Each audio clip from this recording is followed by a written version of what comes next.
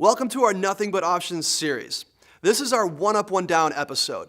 Now what I'm going to do is I'm going to take a stock one up, one down drum kit, which is rack tom, floor tom, kick and snare, 2 crashes, ride cymbal, and hi-hats. And I'm going to add a bunch of cymbals to it.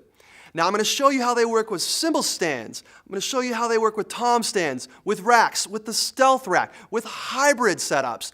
I'm just going to mix match and have a lot of fun doing it, but I'm going to keep all the cymbals in the exact same configuration. Now I have no idea how you set your kit up or how you want to set it up. I could show you 100 different ways that I would do it, but that's not you. Instead, I'm going to show you one. And within that one, I'm going to show a bunch of different options and combinations that we have available to you so that you can customize the kit the way you want it.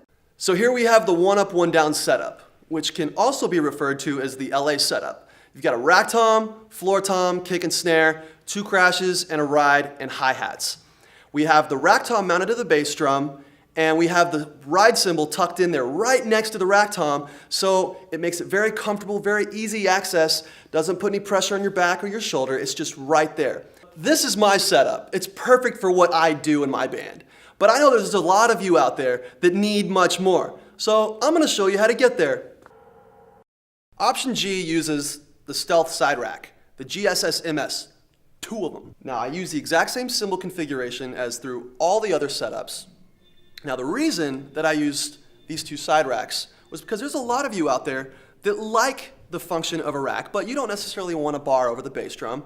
You want to have the clean floor space. You want the quick setup and teardown time. You want to be able to move the entire unit off the stage at once without having to carry individual stands off the stage. It's fast, it's effective, it gets the job done. The other thing about this setup is that when you're starting to use this many cymbals, it's a lot less weight than using stands. Here's how I attached all this stuff. Let's start with the core. I got my rack tom here, using a single tom holder mounted out of the front T-leg. And I've got my crash cymbal mounted to the back of the single tom holder. My china is actually mounted to a No Leg Cymbal Stand because I needed extra height. I'm a tall guy and I sit really high, so I needed a little bit more height than our long boom arms would give me. So I used that one. Now I've got my extra crash on the left side here mounted out of the back T-leg using our standard long boom. Before we move on, I need to show you guys something. I want you to completely grasp the coolness that this stand has. It can go really high.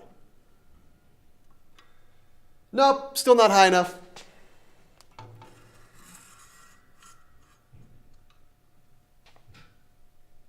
That's freaking high. I'm 6'2", I ain't no hobbit. For my right side, I mounted my ride cymbal right out of the front T-leg. I got it tucked in there in my favorite little comfortable spot. I've got the main crash mounted right off the horizontal bar, my other crash mounted off the horizontal bar, and then my china mounted right out of the back T-leg, all in very convenient places.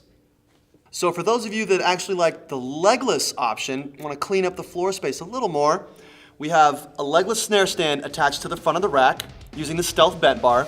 It's great for going over double pedals. And we've got a legless hi-hat stand attached to the side rack as well. This is great for allowing yourself more room for a double pedal as well.